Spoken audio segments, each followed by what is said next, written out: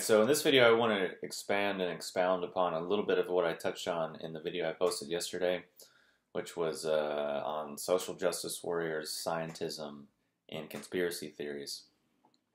Basically, illustrate and draw a parallel that if we are to look at, say, what is commonly available as food in the modern world, how that can illustrate a certain dynamic, a certain belief system, a certain orientation towards the world that would necessarily accept that as okay. And then from that we can deduce that that same dynamic is probably at play in many other areas of our life. So what I mean is, if we look at what is commonly available as food, at least in America, it might be better in other places, but basically, generally what it is playing on the fact that people are disembodied. They are generally lacking any real connection to their experience. They're lacking any type of real education, real empowerment, and real sense of discernment. So that enables them to buy a food which basically, because of the wrapper, because of the words and the languaging and sort of the psychological mechanisms that are put in place, it basically just hits this highly divided, separated, small part of themselves that overrides everything else. So that they don't see that this thing, whether it's a beverage or a food, is actually just a conglomeration or an amalgamation of the same garbage that most everything else is made up of. Because if you actually look at most common foods in America, they're generally made from exactly the same thing. It's just the packaging is different, maybe the ratios are a bit different, the marketing is different, depending on what they're trying to appeal to. So that might be some type of filler or base ingredient, which would be, corn, soy, or wheat or white flours. And these things in their most bastardized, hybridized, and highly refined form, that will be kind of the filler or the main ingredient. And it'll then be accentuated with, if it's a sweet thing, it'll be accentuated with some degree of sugar, being high fructose corn syrup or aspartame or some derivative of that, and then some degree of coloring, some degree of preservatives, and then maybe it's fortified with petroleum byproduct, quote, vitamins. And that's generally what passes for food. Now, just as a thought experiment, next time, let's say in an airport, at a hospital, at a workplace, at a vending machine, at a grocery store, at a restaurant, whatever, start to take a look at and see, like, well, what is this actually? Then flip around and start to compare the labels, and you'll start to see actually it's the same thing. And in reality, it's also a similar thing if you look at, say, like health bars, nutrition bars, power bars, this type of shite. Generally, those are pretty much always the same thing.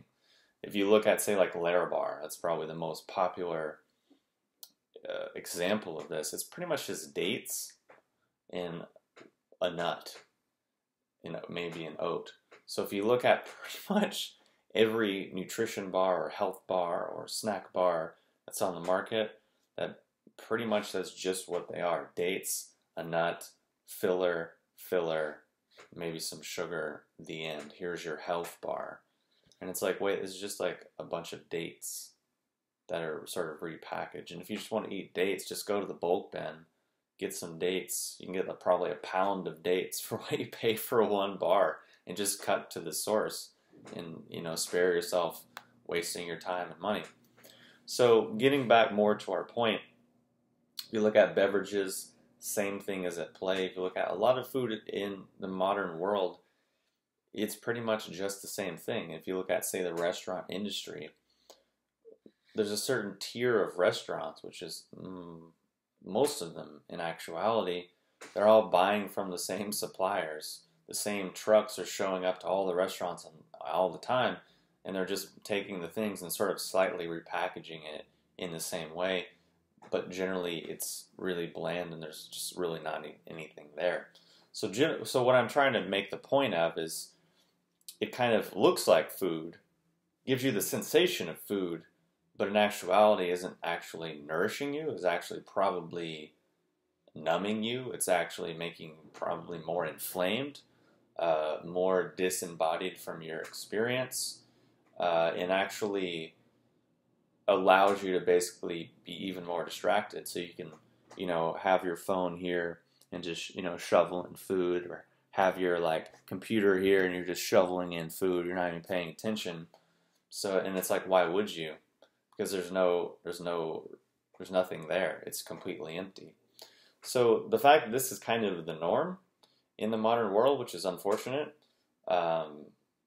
we can necessarily take that a step further and be like, wait, pretty much a load of people are just completely content with accepting this and don't even think that it's odd or weird, and don't even notice that what they're eating is completely fake and empty. They have nothing at all. They actually think it's fantastic. And let's say you offer them something that's actually real. Ugh, it's disgusting. I don't want that. That's weird. That's outside of my conditioning. Because we have to understand their entire system is programmed to respond to the harsh chemicals that are in the artificial representation of what we used to know of as food. So that if you offer them something that's not that, maybe that has no flavor, maybe they don't even like it, maybe they won't even eat it, maybe they can't even eat it, maybe it makes them sick, maybe all of these reactions happen. So we have to understand this is a real thing in the world. And the same dynamic is true for really anything that we consume. Because if we understand what food is, it's kind of information in a way. It's giving our body some information from the outside world. Maybe it's nutrients, micro or macro. Maybe it's energy. Maybe it's whatever words you want to put on it. But it's information. Our body takes what it needs and excretes what it doesn't need. But because we're not actually consuming food for a long enough period of time, eventually our body gets kind of confused and things start to, let's say, accumulate. So then, what is media? What is the other ways which we interact with the outside world? That's also information. It's also something we are taking in, sorting through, sifting through, processing, digesting, and eliminating.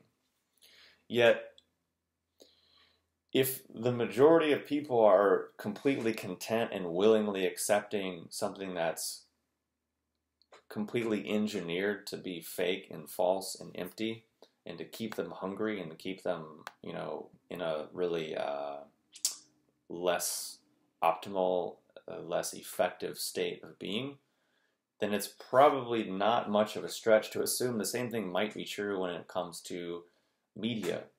By media, we could say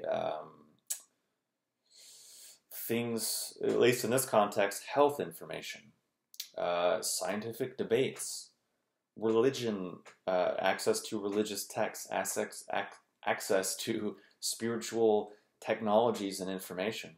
We can assume that probably the same principle is at play because it's coming from the same environment, from the same ecosystem. And if a person doesn't have any discernment over here, they're probably not going to have any discernment over here as well. Yet I should also add there is the caveat of the people that really have no discernment, that actually are just crazy and get what we could say orthorexic, which is not really what I'm talking about, where they get obsessed with this fake idea of purity. Because there's a Chinese saying or an ancient saying which basically says that pure water has no fish. And there's a real obsession with people, purity. I got to find the purest. Well, I would hate to be the bearer of bad news, but you came to the wrong planet. Because that doesn't exist here. In one hand, we can understand pure water has no fish, meaning you can't really grow anything in perfectly distilled, perfect A, B, C, D, E, F, G water because it's dead. Because there's really nothing there. Which could be great for certain applications and certain usages, but it might not necessarily be that supportive for life. What was the other example I was going to use? That in understanding that everything is in many ways a composite. What we are made up of is a composite. Everything we can basically find in life is a composite of other things. So to find the pure thing, it's not really a real thing. And typically what happens when people go down that path is their world gets smaller and smaller and smaller and smaller. What they can do gets smaller, what they can eat gets smaller, what they can think and feel and be and express gets smaller, who they can interact with gets smaller. Everything about their experience gets da-da-da-da-da-da-da-da-da.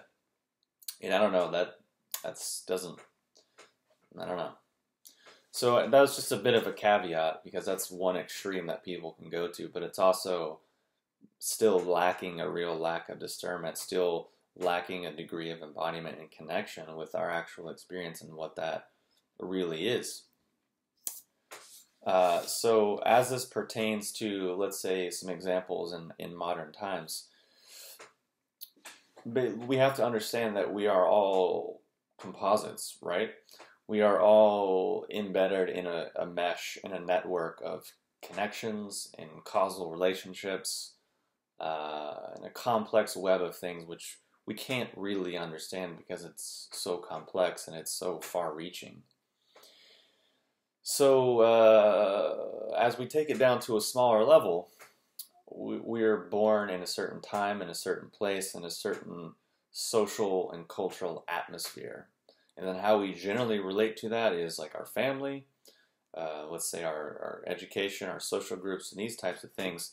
If we stretch it out, what is really encompassing and encircling these things is our media, our collective brain, as it were, which could be through things we're consuming through these electronic formats. So TV, radio, if that's even still a thing, and now the internet. And what we have to understand is just really look at these things as for what they are. Meaning that, okay, TV and radio stations and media outlets are owned by a certain handful of corporations, a certain handful of companies which have ties to many other organizations, many other industries, and many regulatory bodies, many government bodies. That's just pretty well known. That's just kind of obvious. That's not a conspiracy theory. That's not anything. That's just looking at the system and the situation for what it is. Someone has to own the TV organization. Someone has to, it's just sort of how things work.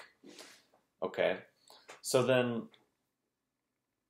we can understand this is basically an ecosystem, an environment, and that everywhere along the line, someone has to basically make a decision, meaning if something makes it on the media or makes it on TV or makes it to millions of people, it didn't just happen by accident.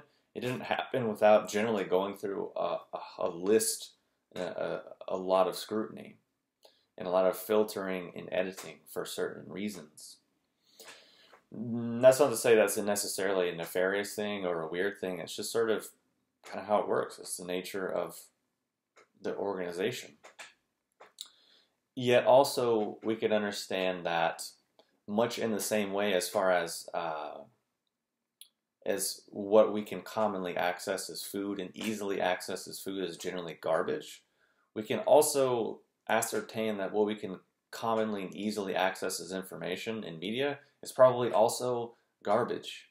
It's probably also the most watered down, pasteurized, homogenized, filtered, completely fabricated, empty thing that maybe looks like food, smells like food, tastes like food, but actually is robbing us of nourishment. But because we are lacking any real sense of engagement or common sense, we just don't even really see it. We can't see it, basically, because we are psychologically and chemically conditioned to the opposite. Just in the same way of if you're so addicted to all these chemical-laden foods and you try to have something healthy, your body's going to be like, oh my God, this is like too much. I can't handle this. In the same way, if someone comes off opiates or comes off a hard drug, their body's going to physiologically have reactions. It's really not very dissimilar if you actually look at how we operate. So, a couple of examples.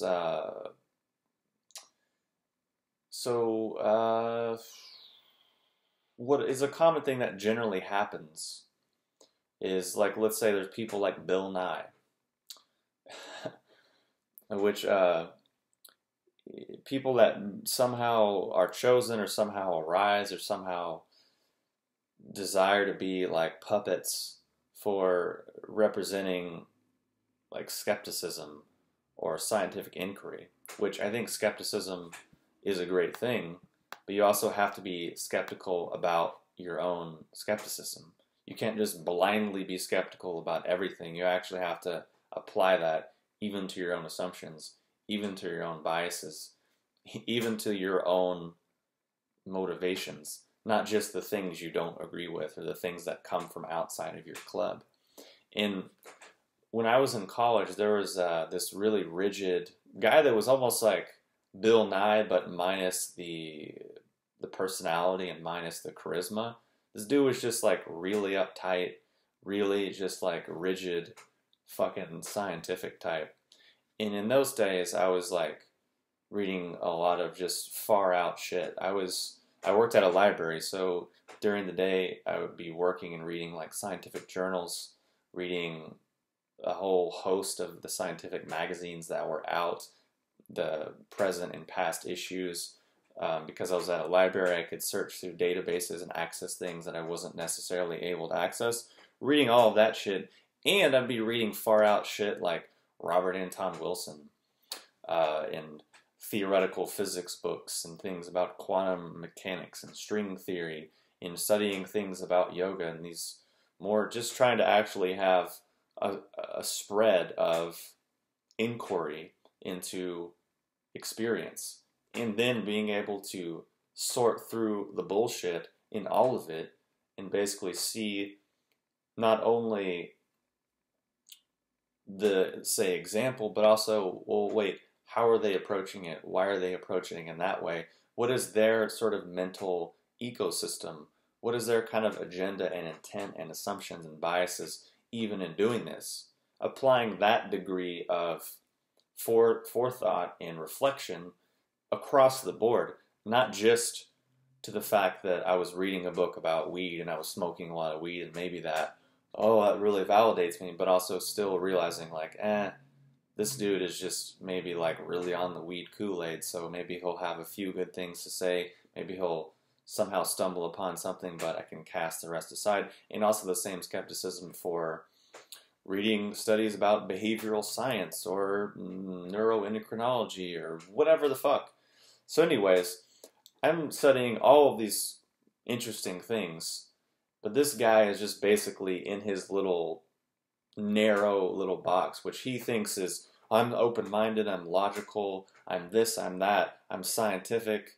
But it's like, no, dude, you only will accept information from this hierarchical institution that you are subservient to, and you lack the drive, the dedication, the actual interest, the actual curiosity, the actual spark, and actual skepticism for life to actually branch out of your little comfort zone and really engage with life in a meaningful way. No, you're just rigid as fuck. And I got a lot of enjoyment of just pushing the dude's buttons all the time, because I would just be like, I would say like, oh, check out this book like Quantum Psychology, and he'd just be like, that's garbage, that's total pseudoscience hogwash. You know, he'd start going on some like skeptic Snopes like fucking nonsense, and I'm like, no, dude, you're just being rigid as fuck. And then here are the logical biases and fallacies that you are exhibiting in this very moment in your minuscule, pathetic attempt to be intellectually superior to me just because you don't like the way I dress or the way I look or the fact that I'm interested in a lot of different shit and can jump between a lot of different worlds at the same time and not necessarily be encumbered by any one of them, because perhaps that's maybe a bit closer to actually being alive and being interested and being curious, not just being a rigid, like, afraid little kid only living in their little comfort zone of a little box because, you know, that's what pays the bills. So that's what I got a lot of enjoyment out of, is just fucking with that guy, because I worked at a coffee shop after school, and he would come by the coffee shop because it was near the college, and I'd always just be like, check this out, check this out. And I just could just watch him go through his little thing, and then I'm just like, dude, here's this bias, here's what this bias means, here's how you're doing it, here's this fallacy. And he just eventually, like, quit even, like, fucking engaging with me. Because I was like, we can't even have a conversation. And it also just reminds me of another story where I took a sociology class. I think it was like a 200 level or something. It wasn't necessarily a super high level class, but it wasn't necessarily introductory either. And I actually never went to that class. And I think I got really good grades in my papers, but I got docked because I never went to class because I thought it was pathetic and boring. But one time I did go to class. I think it was the first time I ever actually went. I walked in, I think, 30 minutes late or something, and listened to a bit of the lecture, and then at the end, you know, raised my hand, basically demonstrated, just said something about how, I don't even remember the specifics. I can see it in my head, but it's like, he was talking about these certain sociological theories, and I just said, look, this, and this. And the guy then assumed that I was basically like a graduate level student auditing his class and was really confused. And I was like, no. This is just my first time coming to class. Like, I actually have to take this for a grade. And he was just like, what? Couldn't really understand, but it's like, dude, your perspective is so small and you're so confined to your little rigid box of thinking that it's like all you can see is your little black and white dichotomy. Well, could it be this theory?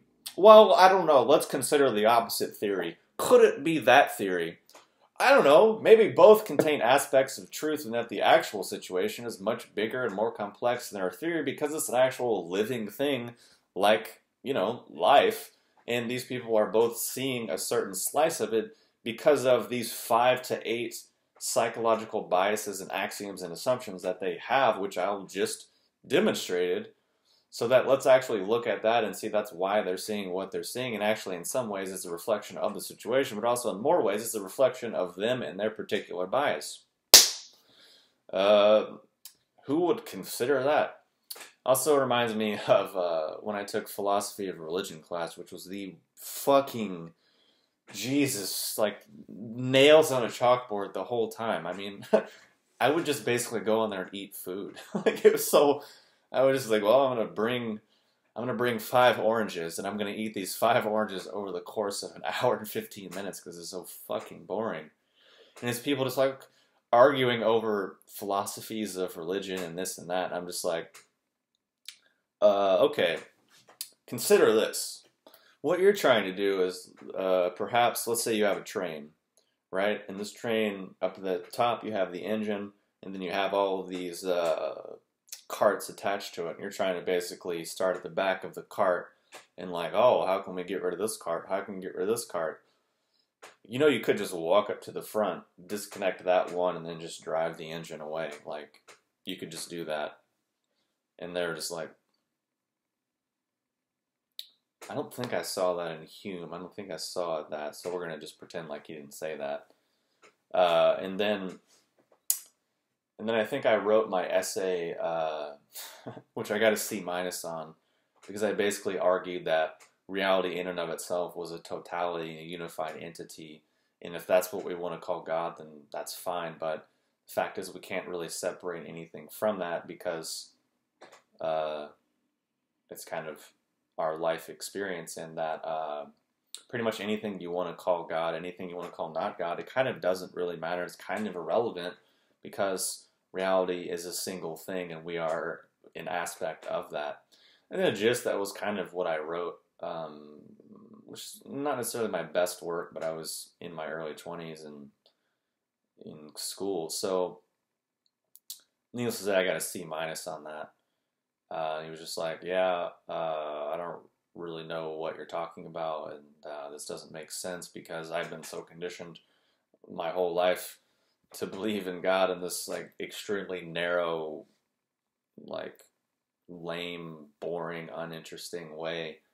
Uh, that's been passed down over millennia by dry, uninteresting, boring white dudes to other dry, uninteresting, boring white dudes that somehow people have listened to and validated. It's like, Jesus, get to the fucking point already. So that's what I'll try to do after all these stories, which keep coming to me. I get more, but I think that's probably enough because this video is already getting long. So anyways, the point of what I'm trying to make is, let's take what happens in, say, the media.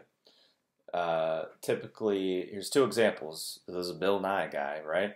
Dude has 1 degree in mechanical engineering, yet somehow he's like the science guy. And then if you actually watch his shows and read his stuff, it's the most ridiculous revelations ever. It's kind of like, what? Okay, so then another example of kind of what happens is this other puppeteer type of guy, Michio Kaku. That's how you say his name. Dude's a theoretical physicist, and I've actually read a lot of his books back in the day. They're fine, but hence the word theoretical physicist. Yet theoretical physicists win awards and get all this shit for just basically coming up with theories that aren't anything other than theories. Because a friend of mine, her friend of mine's father is a world-renowned prize-winning theoretical physicist at a really world-famous university, and recently won some awards and this and that. And I was like, oh, so like, how do they test their theories? Oh, they don't. Really? So they just write things and then win awards for their theories. Yeah, wait, that's science? Yeah, but wait, wasn't science about like evidence? Yeah, but then they win awards for science for coming up with things that have no evidence so that other people can like give them awards for it. Yeah, that's pretty much what happens. Okay. I'm confused. Anyways, so then what happens is people like Michio Kaku come up with shit that doesn't add anything to people's lives really at all, just a bunch of empty theory. But they're scientists, so somehow people are like, well, you fucking said it. So, I mean, so which reminds me, like, a couple years ago when they were trying to do a lot of fear-mongering about, and that's why I'm telling this story, is sort of like how things work on this medium, is that they will basically come up with a script, come up with a story, some type of fear agenda that they're trying to shove down people's throat, and then pick a figurehead like Bill Nye or like Michio Kaku or some other motherfucker that people just naively believe is actually intelligent because they have a degree. So Michio Kaku was he was going around and basically telling people about, oh, there's going to be this major, devastating earthquake on the West Coast sometime in the next 300 years. But there's a 1 in 3 chance that it'll happen in the next 300 years. It's like, well, there's also a 2 in 3 chance that it won't. So why don't you basically talk about that? Because a 1 in 3 chance, I mean, there's a 1 in 2 chance that an earthquake could pretty much happen any fucking time. There's a 1 in 2 chance I could die when I leave my door. But is that really relevant for me to, go on TV and talk about it? I don't think it is. Because that's life. It's going to happen or it isn't. So whatever. And then we also should ask, wait, this guy's the theoretical physicist. Why is he on TV talking about, geology and earthquakes? Aren't there other people more qualified? Interesting. Yet he's on pretty much every major news network saying pretty much identically, word for word, the same thing, quoting the same shit, when ultimately, when you actually go back and read it, again, 1 in 3 chance? Why? Oh, because it hasn't happened in a long time, and we believe that it happens every so often. It's like, oh, So you've been able to say this thing, say the earth, say nature, it's always changing, always has been changing for much longer than we've ever been around. Somehow in our, I don't know, 100 years, we've been able to deduce all of the patterns and we know exactly what should happen and when it should happen. Yeah, maybe on some things, but maybe not on everything. Maybe there is the fact that, oh yeah, there is always the fact that, 2 in 3 chance that it won't happen. Or 2 in 3 chance that our mathematics are actually inaccurate and inadequate, and that maybe in 10 years they'll be better and we'll be able to deduce a whole different set of odds. Who knows? Maybe our models are limited by the software and the hardware of which we are using to model them, and maybe that's really what we're learning a lot about reality, is really learning more about ourselves and our tools and our technologies. But because we don't see the connection, because we're so disembodied, we don't see the connection between our mindset, our bias, our worldview, the tools we use, and then what that tells us about the world, and that depending on those two things is going to depend on and necessarily imply what we're going to see about the world. No, let's not talk about that, because we're objective, we're scientific, so we can't actually look at the own instruments that we're using, i.e. our mind, i.e. our belief system, because we know they're true, because they came from old white guys before us, and old white guys before us have clearly never been wrong before. So then we shouldn't question them because we're skeptics, but we're not skeptical about our own axioms, about our own assumptions, and we're logical, evolved, modern human beings, but we still actually live in the dark ages in many ways. And in many ways, our philosophies, our worldviews haven't really evolved past generic things that were really interesting to us hundreds of years ago. People are still mulling over the same generic questions and not really actually zooming out a little bit, because perhaps they're just small-minded, egocentric humans that are deeply afraid, deeply insecure, deeply need to be validated, deeply wounded in some fashion, but they're unwilling to actually look at, acknowledge, or examine these things. So when anyone comes along and says, hey, that might be important, that might be useful, oh, that's quackery, oh, whatever. It's like, well, no, you're just afraid, and somehow you've been able to coerce yourself into a position of power, and you're holding the rest of us hostage. For example, I don't know, automotive technology and industry. I mean, the basic technology of the combustion engine hasn't really changed a lot in quite a while. Yet many other aspects, most of other aspects of human life have really leapfrogged and grown by exponential leaps and bounds. Does that seem odd? Does it seem like, I don't know, the fact that we've been burning coal and doing similar technologies for such a long time, yet every other aspect of human life has just grown? Peculiar. I don't know. Anyways, so the point of what I was saying about Michio Kaku is like, why did they decide to come out with that information when, where, and how they did? Why did they choose him? And why did they say basically the identical same thing across every network? And why did it all seem entirely scripted and fake? I don't know, but it just seems interesting. And it just seems indicative and revealing of the actual ecosystem that we live in. So, taking it further and actually looking at media, right? So, if we take things that are a bit far out, right? So, maybe different conspiracy theories or topics like aliens, for example, or really anyone who wants to question the narrative we are given by the government. Basically, majority of the time, these people, these characters are caricatured in a very absurd, exaggerated way in movies and TVs and the media that we consume. So that, on one hand, we are afraid of them, meaning the idea of aliens strikes fear in us because we've seen movies like Alien. We've seen these types of examples where, aliens are scary and they want to hurt us and they want to do bad things to us and this and that. Or the other side is people that are interested. They're weird, they're fruity, they're, maybe they're rednecks or people that are inbreeding or people that we would just commonly look at and kind of look down upon as like lower class human beings.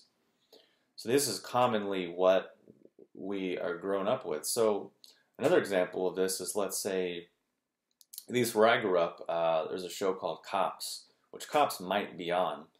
But let's say, just for example, let's say you are a white person and you grow up and you watch Cops every night. And Cops is basically just videos of cops doing things. But let's say 90% of the criminals on the show Cops happen to be black. And you're a white person living in a pretty much all-white neighborhood, going to pretty much an all-white school, in pretty much a deeply white state. It's not so far to deduce that you're going to make the unconscious association that, wow, maybe black people are criminals. Maybe they are unsafe, because all of the references that I have for them are actually negative. And then maybe you turn on the news and you see a similar situation. And maybe you also say, well, whoa, it's on the news now too. I mean, the news is basically like one step below the church, so it must be true. Whoa. So you unconsciously form these associations. And maybe your conscious mind says, you know, I'm not racist. I don't hate people. I'm a good, great, nice person, whatever. But your nervous system, your unconscious, which is mostly what you are, is forming associations, because that's kind of just how things work.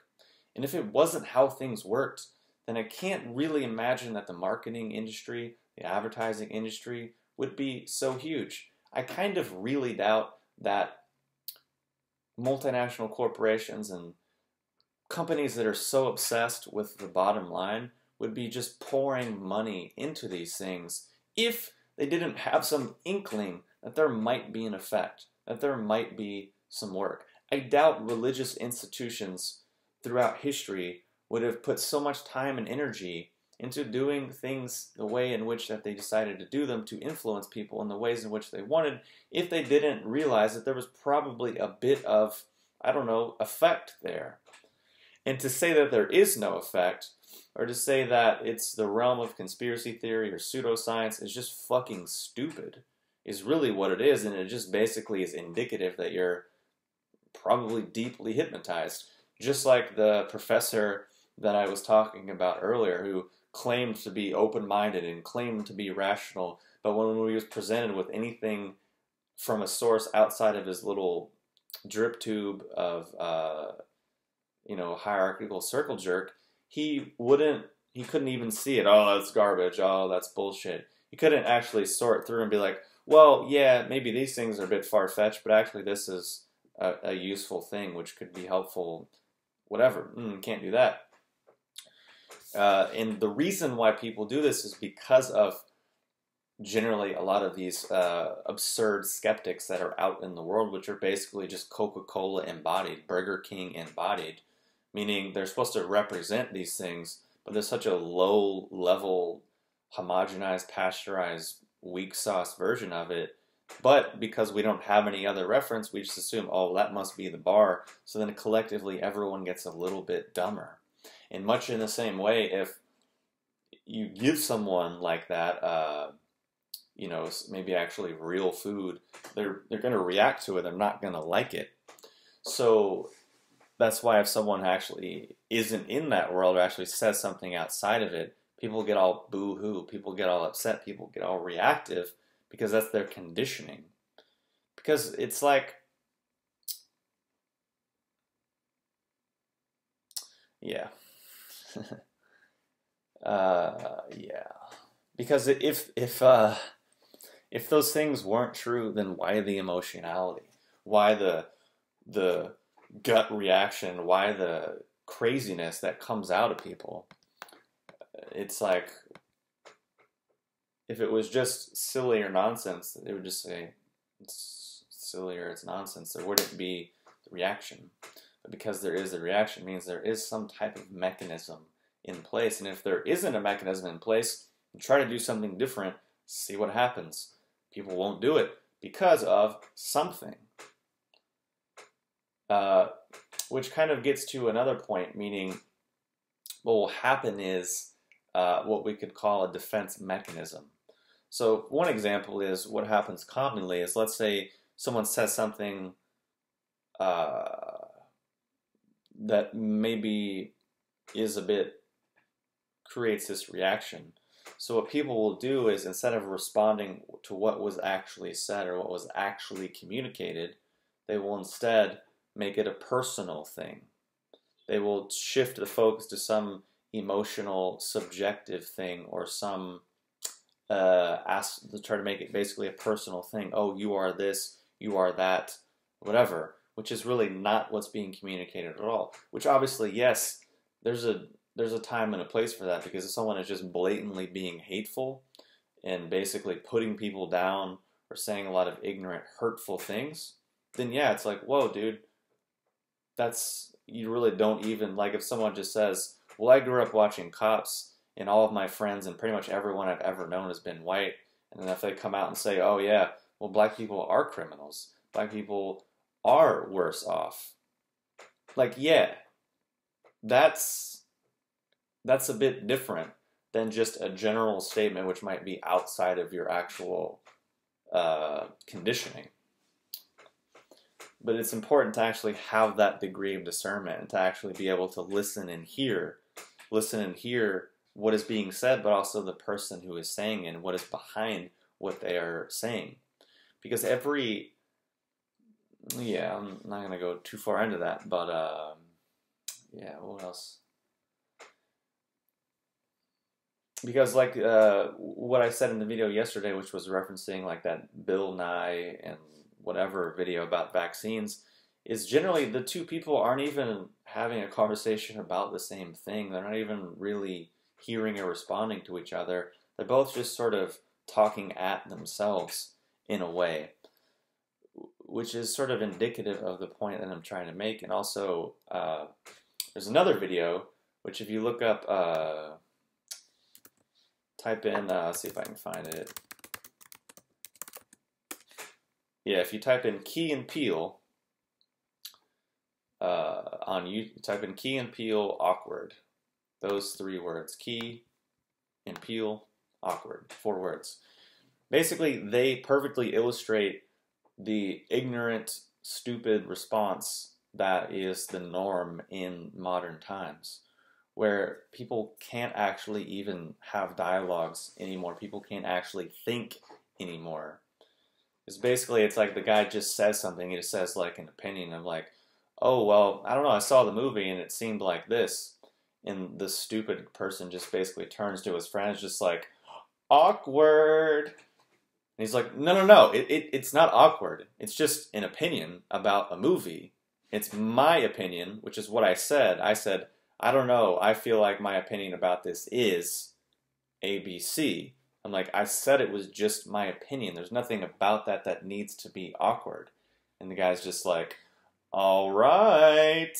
Looks to his friends, which is, he's just really completely stupid and moronic and just looks to his other stupid and moronic friends for validation, but can't actually hear or dialogue within anything. And that, I think that really brilliantly and simply represents a lot of our society. And it was certainly my experience in college, however short-lived that was, is that no one there could actually think or be engaged. They're just like, well, I need to like basically memorize this shit and figure out what I need to regurgitate so I can get the test. And also, I should say, it's not just my experience in college.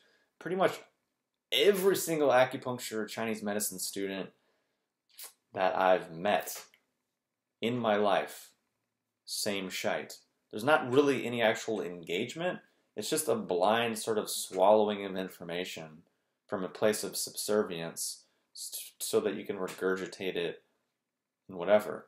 But there's nothing there. It's all sort of, it's all a bit flaccid. It's all a bit empty. And even I went to some workshops with some of the professors, and it's just like the most empty, flaccid, boring, non-engaging, uninteresting shite ever. It's completely dehumanized. And yeah, I'm just like, whoa, what is happening here? Or some other professors are just like, in the beginning, there was heaven, and then heaven divided into yin and yang. And it's like, oh God, no, you're a fucking idiot. Because you didn't actually understand, wait a minute, that's just my Christian monotheistic bias mythology that I'm just transferring over into this thing, which actually they have nothing to do with each other. And yet you're passing this off as somehow like classical information when it's just your own ignorance and stupidity. Because again, you're so scientific and advanced and evolved that you can actually turn it around and be aware of these things. Because you don't think your belief system, your understanding of the world is just a mythology, is just a bias, is just basically cute. Like you'll look at another cult, oh, that's cute. They believe this about the world. That's cool. That's interesting. That's fun. It's like, no, your is the same thing. So what I'm saying is, it's generally really difficult for people to really get their head around this. Because just in the same way as you might look at other cultures from different times and places and think that their worldview was somehow mythology, yours is too. Our whole idea of creationism, if you want to look at that side of it, mythology. Big Bang, which is just creationism stripped of God. A mythology, which is reflective of our psychology and our understanding of the world and our assumptions. So just later in the future, other cultures, other beings, other whatever might look at us and be like, oh, that was cute. Look at them trying to, do this with their cute little, limited ass worldviews and their stupid mistakes they're making. Like, I don't know, dropping depleted uranium all over the planet, detonating nuclear devices all over the planet. Like, how dumb are they? Like, whoa. Don't they see that, like, the Earth is actually one thing? So if you're dropping fucking uranium and shit over here, it's going to eventually come and get you over here? Like, do they not see that, how the water system works and how things in the Earth are, like, constantly... No, they don't see that because they're fucking stupid and sociopaths. So isn't that cute? But no. We're scientists. We're going to save the world with science. Maybe. But you might save the world with science a bit better if you actually recognize your own limitations and actually applied your methodology to your methodology, actually applied your skepticism to yourself, to your colleagues, and to your own bullshit instead of just throwing it out in the world as if it's, I don't know, superior. Because it's generally, yeah. So that's kind of why it's what I've touched on with other, in other videos, how, people use chi, for example. Oh, there's no science for it. Oh, we can't measure it. It's like, yeah, because there's no need. Because this is just what I love. Also, for example, is like jerkwads like Greg Braden, or these people that are like spiritual but like want to use science. Well, science has now discovered this, and it supports this pseudo-mystical spiritual belief that I had. So now my pseudo-mystical spiritual, poorly thought out, poorly organized belief, which is actually just Christianity repackaged belief system, wow, now science like supports it. So we have like really have something now. It's like, no, the fact that you're doing that, you're sort of just self-defeating yourself in a way. So anyways, I don't know. This video has been way longer than I had originally anticipated. And really the general point was trying to elucidate some of these other dynamics that play out and how perhaps instead of relying on systems and institutions and belief systems and ideologies and these external things, realizing that these things are generally secondary, right? Because what comes before these things? Let's just think about it. What comes before any of these things? Experience. Okay, well, who has experiences? Human beings. Okay, in a physiological sense, what is that experience registering on? The nervous system. Okay, so we have a whole milieu of jargon and belief systems and structures and systems and blah, blah, blah, blah, blah, blah, which we can get lost in and rearrange forever. Maybe. Or, okay, what came before that? Someone had an experience and then try to describe it. Oh, okay. But what was that really? Oh, well, they were a person living on the earth, right? Okay, wait. I'm a person living on the earth. Holy shit. Okay. And then, wait, this is someone's nervous system, the state of their nervous system. The nervous system can be modulated through a whole host of different things. It can be worked with. The body, it's pliable, it's malleable within certain degrees. Consciousness, malleable, whatever. Interesting. Okay. Wow. So then perhaps we could actually get in touch with those things. And then the other stuff is a bit secondary because we can see them a bit more for what they are because we're actually engaged within our own experience as a human being with a nervous system. I don't know, with living on Earth, which is so asinine and silly when, let's say I go to a workshop and they take 8 hours to explain an extremely basic and simple, relatable, ancient Chinese philosophical concept in a way, explaining it in a way as if it was experienced and came down from high, from being so far above us. It's like, no, dude, get over your own ineptitude and realize that it was written down by people with nervous systems that lived on planet Earth, so you have all of those qualities, so you can probably, at least in some fashion, understand this thing, if it's at least just a purely philosophical concept. Obviously, maybe they had experiences which are outside of your reach. Sure, okay. But if you're just talking about basic introductory concepts, it doesn't have to be that, weird or complex. And you actually probably don't need 8 hours to explain it. You can probably just be like, okay, we're going to go out in the woods. Okay, check it out. Look around. What do you see? Do you see this? Do you notice this? Oh, okay, you don't notice it now? Well, practice this thing called meditation or contemplation. Maybe over time it'll click. Oh, okay. If not, whatever. But, so it's like, makes not a lot of sense. But anyways, hopefully this video has been helpful, entertaining, and I'll talk to you soon.